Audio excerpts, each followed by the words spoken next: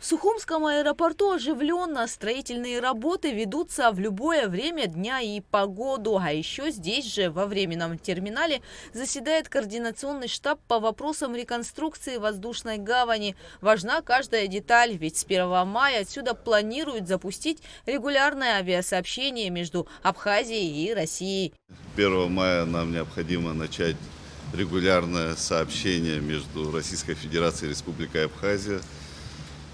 Те работы, которые проводились в рамках реконструкции аэропорта, они действительно очень масштабные, серьезный инфраструктурный проект, который реализуется на территории Абхазии. Уж точно за последние 30-40 лет такого рода проектов не было. Поэтому благодарю всех тех, кто участвовал в реализации этого проекта.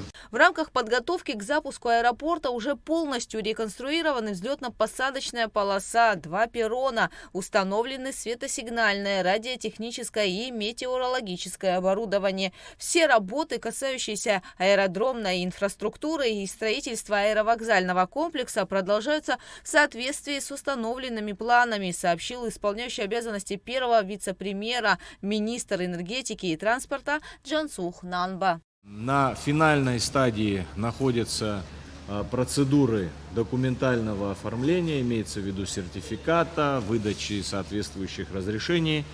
По информации от наших коллег, все технические мероприятия, соответствующие техническим нормам и требованиям, выполнены, и в ближайшее время уполномоченным органам будут выданы соответствующие сертификаты, которые дают право осуществлять работу в аэропорту на регулярной основе. За ближайший месяц мы, соответственно, завершим сертификационные действия, проведем облет радиотехнического оборудования. Следующий, если помните, у нас первый облет был в ноябре прошлого года. Сейчас у нас будет облет следующего оборудования, установленного радиотехнического. И в мае будем готовы для принятия регулярных рейсов. Светосигнальное оборудование у нас установлено. Значит, это как раз одно из тех видов оборудования, которое будет облетано специализированной лабораторией в апреле.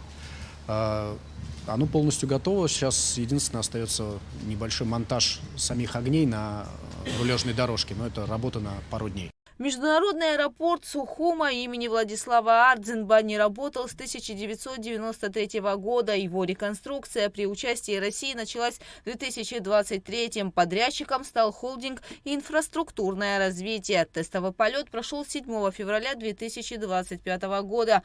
В конце того же месяца в воздушную гавань прибыл самолет МЧС России, на котором в Москву отправились пациенты республиканской больницы. Гугу Савардани, Алексея Гухава, Абхазское телевидение.